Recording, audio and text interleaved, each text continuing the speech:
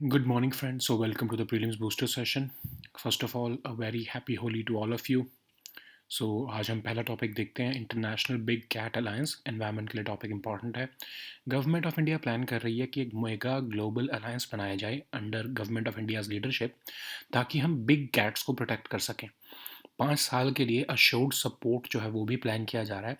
लगभग $100 million government जो है वो प्लेज करेगी फंडिंग के लिए। अब कौन सी बिग कैट्स होती हैं? 7 होती हैं, आपको पता ही है। Tiger, lion, leopard, snow leopard, puma, jaguar और चीता। और ये मैं इसकी जो अलायंस जो होगा, इसकी मेंबरशिप जो है 97 रेंज कंट्रीज़ के लिए ओपन कर दी जाएगी और वो इसकी मेंबर बन सकेंगी। और जब से चीता आए हैं तब से इन्वायरमेंट मिनिस्ट्री जो है वो एक अलायंस को जो है वो बनाने की कोशिश कर रही है ग्लोबल लेवल पर ताकि इनकी प्रोटेक्शन की जा सके।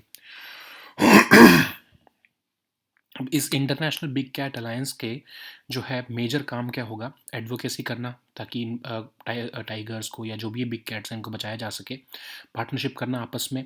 नॉलेज शेयरिंग करना, ई पोर्टल बनाना, कैपेसिटी बिल्डिंग करना, इको टूरिज़्म, पार्टनरशिप करना, एक्सपर्ट ग्रुप्स और फाइनेंस को जो है वो मोबिलाइज करना ताकि इनको बचाया जा सके। अब इसमें कहा जा रहा है कि एक जनरल असेंबली होगी, एक काउंसिल होगी और एक सेक्रेटरीट भी होगा। जनरल असेंबली ही जो है वो सेक्रेटरी जनरल जो होंगे इसके IBSCA के, वो ही अपॉइंट करेगी। अब क्या इंडिया में ये सातों के सातों बिग कैट्स अवेलेबल हैं? नो, ऑफ कोर्स इंडिया में सिर्फ 5 ही अवेलेबल हैं: tiger, lion, leopard, snow leopard और चीता। अगर हम एशियाटिक लायन को रॉयल बंगाल टाइगर तो आपको पता ही है कि जो है 2967 नंबर पहुंच चुका है इंडिया में। बहुत ही अच्छी हमने इसमें प्रोग्रेस दिखाई है। एशियाटिक लायन आपको पता है गिर नेशनल पार्क में है, गुजरात में। लेपर्ड लगभग 12,000 से 14,000 के आसपास है इंडिया में। स्नो लेपर्ड आपके जो है माउंटेन रेंजेस में मिलते हैं। चीता जो है वो एक्सटिंक्ट हो चुके हैं, लेकिन हमने उसको जो है 8 चीता हमने नमीबिया से इंपोर्ट करके उनकी जो है री इंट्रोडक्शन कर दी है। ठीक है। सो नेक्स्ट हम टॉपिक देखते हैं national assessment and accreditation council. Governance के लिए टॉपिक इंपॉर्टेंट है। तो अभी जो है national assessment and accreditation council NAAC के जो एग्जीक्यूटिव कमेटी के चेयरपर्सन हैं, उन्होंने जो है UGC को एक रिपोर्ट सबमिट की थी और उस रिपोर्ट पे लैक ऑफ एक्शन की वजह से उन्होंने रेजिग्नेशन अपना अनाउंस कर दिया है। पहले तो हम देखते हैं NAAC क्या है, फिर हम देखेंगे ये मुद्दा भी क्या है। तो NAAC जो है वो एक गवर्नमेंट ऑर्गेनाइजेशन है जो 1994 में गवर्नमेंट ने बनाई थी। एक ऑटोनॉमस बॉडी है जो कि हायर एजुकेशनल इंस्टीट्यूशंस को जो है एक्रेडिटिंग करती है। ठीक है। और असेस करती है, फिर उसके बाद एक्रेडिटिंग करती है ताकि जो है क्वालिटी स्टेटस उस इंस्टीट्यूशन का पता लग सके। इसकी फंडिंग जो है वो UGC द्वारा दी जाती है। अब कैसे जो है ये एक्रेडिटेशन प्रोसेस चलता है? सबसे पहले तो जो इंस्टीट्यूशन है उसको कहा जाता है कि आप सेल्फ स्टडी रिपोर्ट दो, आप अपने हिसाब से अपना बताओ कि आपकी क्वांटिटेटिव और क्वालिटेटिव मैट्रिक्स क्या है। जब वो रिपोर्ट दे देते हैं, फिर एक टीम ऑफ एक्सपर्ट्स जाती है NAAC से, वो उसकी वैलिडेशन करती है उस रिपोर्ट की और क्वालिटी को रिव्यू करके आती है। और फिर उसके बेसिस पर ही जो है ये एक्रेडिटेशन दी जाती है कि हाँ, ये पर्टिकुलर इंस्टीट्यूट या जो इंस्टीट्यूशन है उसकी क्या क्वालिटी ऑफ एजुकेशन है। लेकिन अब मुद्दा क्या हुआ? अब जो है बहुत सारी कंप्लेंट्स आई NAAC के जो है एग्जीक्यूटिव कमेटी के चेयरपर्सन के पास। तो उन्होंने एक रिव्यू पैनल बनाया कि ये NAAC जो है इनकी फंक्शनिंग में कुछ दिक्कत है। ठीक है। तो इस रिपोर्ट में जो है ये पाया गया कि जो NAAC का जो IT सिस्टम है वो कॉम्प्रोमाइज्ड है। बहुत सारे सुपर एडमिन्स लगे हुए हैं जो NAAC के इंटरनल सिस्टम के ऊपर भी पावर रखते हैं। कोई लॉग्स मेंटेन नहीं किए जा रहे। आर्बिट्रेरी एलोकेशन ऑफ एक्सपर्ट्स, जो एक्सपर्ट जाते हैं वैलिडेशन के लिए,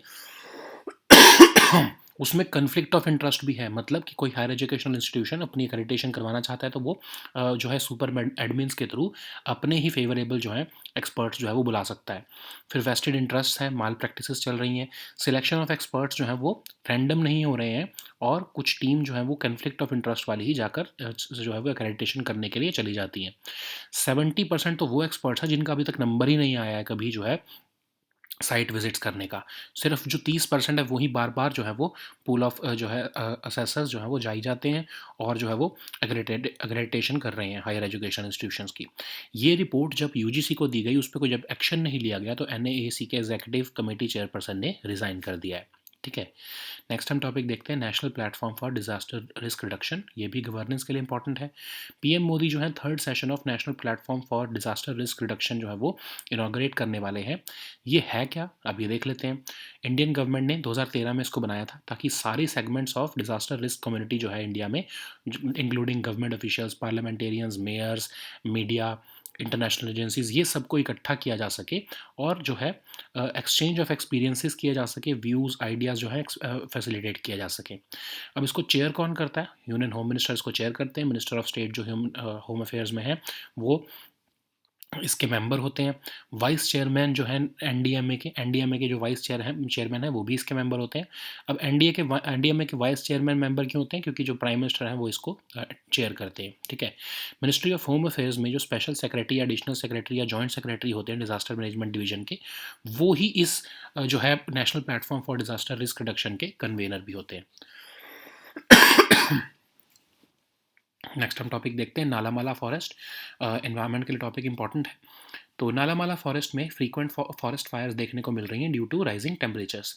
अब ये नालामाला फॉरेस्ट अनडिस्टर्ब्ड फॉरेस्ट है साउथ इंडिया में, आंध्र प्रदेश और तेलंगाना में फैला हुआ है, साउथ ऑफ कृष्णा रिवर में पड़ता है और ये नालामाला हिल्स में लोकेटेड है, ठीक है। यहाँ पर बहुत अच्छी टाइगर पॉपुलेशन है बिकॉज इस फॉरेस्ट का एक part Nagarjuna Sagar Shri slam tiger reserve में भी पड़ता है। यहाँ पर गर्मियों में वार्म टू हॉट क्लाइमेट रहता है और विंटर्स में मोस्टली कूल और ड्राई क्लाइमेट रहता है। बहुत सी जो है आपको एंडेमिक स्पीशीज़ भी यहाँ को देखने को मिलेंगी फ्लोरा के कंटेक्स्ट में, और वेजिटेशन यहाँ पर रहती है ट्रॉपिकल ड्राई डेसिडुअस। फौना भी मैं आपको यहाँ पर tiger, leopards, blackbuck, wild hog, peacock, ऐसी जो है इवन पेंगुलिन भी आपको देखने को मिलेगा। तो ये आपके लिए बहुत ही इंपॉर्टेंट है। नेक्स्ट हम टॉपिक देखते हैं ASEAN India business summit, international relations के लिए टॉपिक इंपॉर्टेंट है। Minister of state for electronics and information technology जो है उन्होंने भी 5th ASEAN India business summit को एड्रेस किया है। ये जो है 3 डेकेड लॉन्ग एंगेजमेंट हमारी एशियान के साथ, उसको जो है वो कमेमोरेट करने के लिए ये मीटिंग की गई है। एशियान आपको पता है 1967 में बनाया गया था बैंकॉक डिक्लेरेशन द्वारा। इनिशियल इसके जो फाउंडिंग मेंबर्स थे वो इंडोनेशिया, मलेशिया, फिलीपींस, सिंगापुर और थाईलैंड थे, बट अब जो है 10 मेंबर स्टेट्स इसकी टोटल मेंबर हैं। इंटर गवर्नमेंटल कोऑपरेशन और economic, political, security, military, educational, socio cultural integration अपने मेंबर्स के अंदर और बाकी कंट्रीज़ ऑफ एशिया के साथ करने के लिए इसको बनाया गया है। नेक्स्ट हम टॉपिक देखते हैं RTIS प्रोजेक्ट। ये आपके इकोनॉमी के लिए टॉपिक इंपॉर्टेंट है। इंडियन रेलवेज जो है वो इसरो के साथ कोलैबोरेट कर रही है, वो एक real time train information system जो है वो बनाना चाहती है। अब ये RTIS डिवाइसेस जो होंगे ये सैटेलाइट इमेजरी का इस्तेमाल करेंगे, ट्रेन पे इसको इंस्टॉल किया जाएगा ताकि ट्रेन की जो मूवमेंट है वो रियल टाइम बेसिस पर देखी जा सके। इवन जो है इसको centre for railway information system जो है वो एग्जीक्यूट कर रहा है और ये इसरो के साथ ऑफ कोर्स कोलैबोरेट करके ये प्रोजेक्ट चलाया जा रहा है। इससे होगा क्या कि 30 सेकंड्स की पीरियोडिसिटी में आपको ये इसकी अपडेट्स टाइम टू टाइम मिलती रहेंगी। ट्रेन कंट्रोल जो है वो आपके लोकेशन को ट्रैक कर पाएगा, स्पीड को ट्रैक कर पाएगा कि कितनी तेज़ी से ट्रेन चल रही है और कुछ मैनुअल इंटरवेंशन की ज़रूरत नहीं होगी। As a consumer, as a passenger आपको क्या फ़ायदा है? आप एक ऐप डाउनलोड करोगे अपने स्मार्टफोन में, आप देख पाओगे कि रियल टाइम लोकेशन उस ट्रेन की और उस ट्रेन का रनिंग स्टेटस क्या चल रहा है, ठीक है। लाइव लोकेशन आप देख पाओगे। नेक्स्ट हम टॉपिक देखते हैं वर्ल्ड मेट्रोलॉजिकल ऑर्गेनाइजेशन। आपके इन्वायरमेंट के लिए भी इंपॉर्टेंट है, इंटरनेशनल रिलेशंस के लिए भी इंपॉर्टेंट है।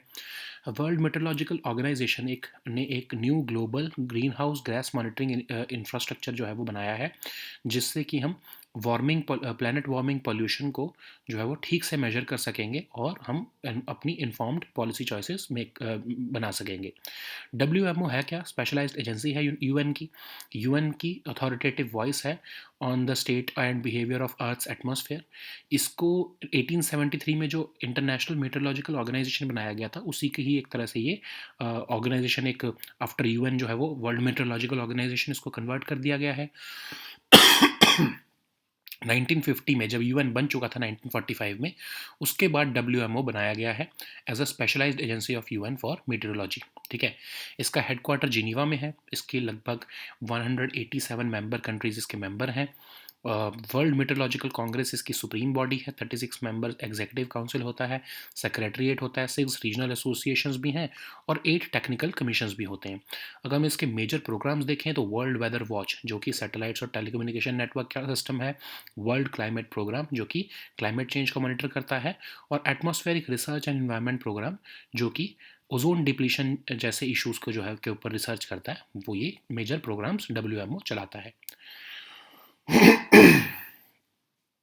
So now let us see all these topics in English. So the first topic is International Big Cat Alliance. So this topic is important for your environment section.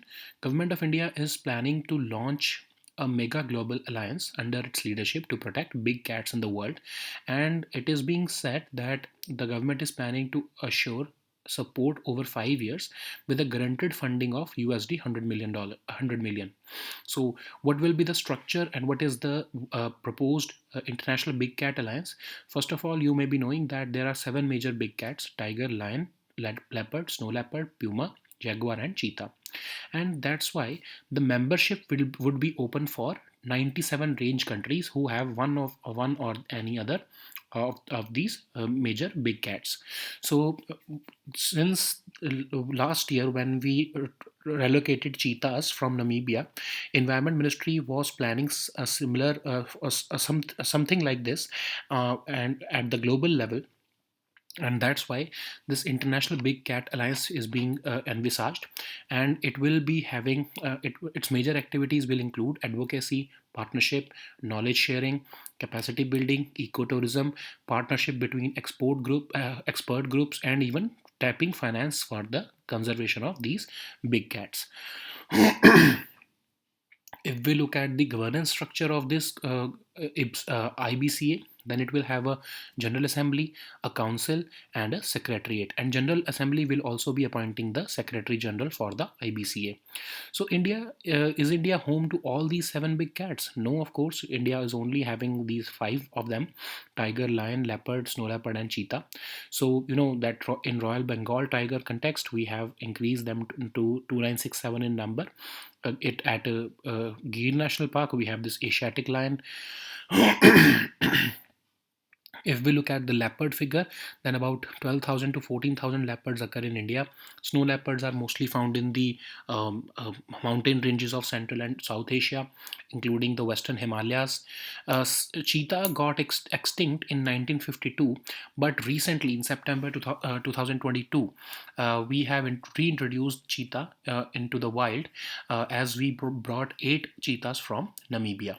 Okay, and they were released into the Kuno National Park in Madhya Pradesh in November 2022. So the next topic is National Assessment and Accreditation Council. This topic is important for your governance section. So due to lack of action on the report, which was submitted by NAAC, National Assessment and Accreditation Council Executive Committee Chairperson, to the UGC, he has announced his resignation recently. So first of all, before understanding this report and what is the issue here, we have to understand what is an AAC. So it's a government organization which is headquartered in Bengaluru, and it was established in 1994 upon the recommendations of the National Education Policy of 1986. So it's an autonomous body which assesses and then accredits the higher education institutions of India to derive an understanding of their quality status. It is funded by the UGC, of course. And how does this NAAC accredits these institutions? The first step, of course, involves these applicant institutions. They have to submit a self-study report. Based upon that, the data is validated by an expert team of NAAC, which visits these educational institutions and then reviews the quality during the site visits. Based upon that, NAC accredits the institution. Okay, so as a fact, you may be knowing that Maharashtra has the highest number of NAAC accredited higher educational institutions in India.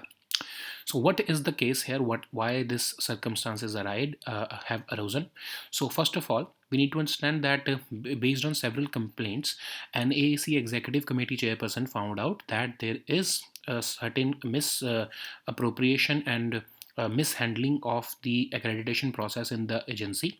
So he set up an independent inquiry at the high level national at a high level review panel, and this review panel submitted the report to the NAAC, and this report was also shared to UGC later.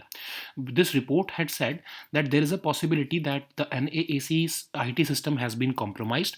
There is presence of multiple super admins who have full access to the NAAC's internal system also, and the power to even allot experts. There is non-maintenance of logs also, and there has been arbitrary allocation of experts, which means that there is also conflict of interest. So let's suppose that you are in a university.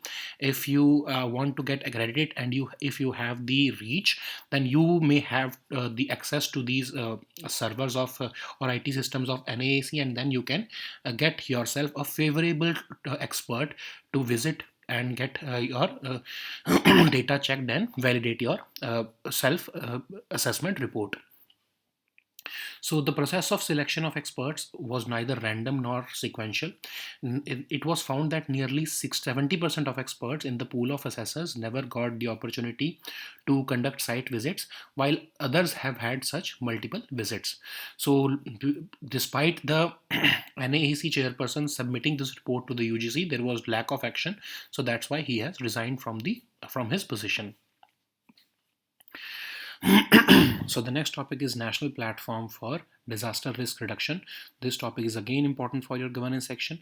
PM Modi will soon inaugurate the third session of National Platform for Disaster Risk Reduction at Vigyan Bhavan on 10th March. And this National Platform for Disaster Risk Reduction was established in 2013 by the government to bring together all segments of disaster risk community in India, including government officials, parliamentarians, mayors, media, international agencies, NGOs, and other representatives from local governments.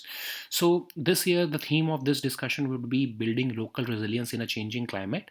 And this NPDRR basically aims to facilitate the exchange of experience and views and ideas. And who chairs this? Union Home Minister chairs this, but it is also headed by the Minister of State for Disaster Management in the Home Ministry and Vice Chairperson of the National Disaster Management Authority also. You must be knowing that the Prime Minister acts as the chairperson of National Disaster Management Authority. So in Ministry of Home Affairs, whoever is the special secretary, additional secretary, or joint secretary responsible for the disaster management division, he automatically acts as the convener of this NPDRR. So the next topic is Nalamala Forest. This topic is again important for your environment section. So Nalamala Forest has been witnessing frequent forest fires due to rising temperatures. So it is one of the largest stretches of undisturbed forest in South India. It spans over 5 districts of Andhra Pradesh and Telangana. It is located in Nalamala Hills, and it lies south of the Krishna River. So it has good tiger population because a part of this forest belongs to Nagarjun Sagar Sri Salam Tiger Reserve also. In summers, it has warm to hot climate. In winters, the climate remains mostly cool and dry. It has tropical dry deciduous vegetation. There are several endemic species of flora here, and tiger, leopard, black buck, wild hog, peacock, pangolin-like species are there in fauna. So the next topic is Asia and India Business Summit. This topic is important for your international relations. Recently, Minister of State for Electronics and Information Technology has addressed the 5th ASEAN India Business Summit. So this has been held as a part of Asia and India Year of Friendship, which is commemorating more than 3-decade-long engagement between India and ASEAN. So what is ASEAN? It was established in 1967 with the signing of Bangkok Declaration. Initially, it only had 5 founding members: Indonesia, Malaysia, Philippines, Singapore, and Thailand. But now it has 10 member states. It promotes intergovernmental cooperation and facilitates economic, social, political, military, security, educational, and socio-cultural integration between the member states and the other countries of Asia. So the next topic is RTIS project. This topic is important for your economy section. Indian Railways is collaborating with the ISRO to build this real-time train information system project, which will be using satellite imagery. Which will be installed on the train to automatically acquire its movement timings. It will these timings will get automatically plotted on the control chart, which will be which will be made by the control office application system. This project is being executed by the Center for Railway Information Systems, and it is being developed in collaboration with ISRO. So what will be the use of it? So of course there will be mid section updates with a periodicity of 30 seconds. These will be automatic updates. Train control can also now track the location and speed of these locomotives or trains more closely without the need of any manual intervention.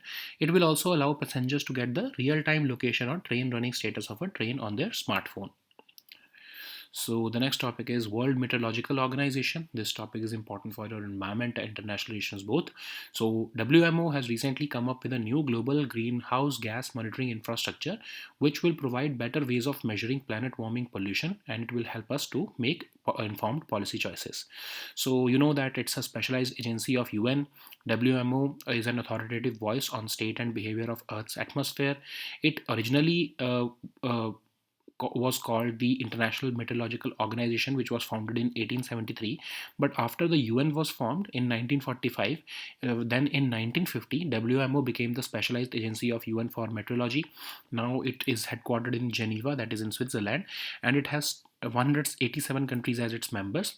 So its governance structure consists of World Meteorological Congress. It has 36 member executive council which meets annually.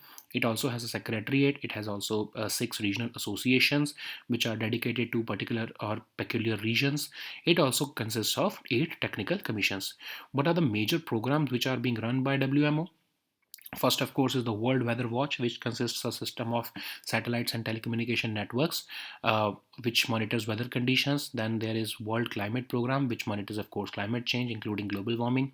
Then there is Atmospheric Research and Environment Program, which is conducting research on issues like ozone depletion.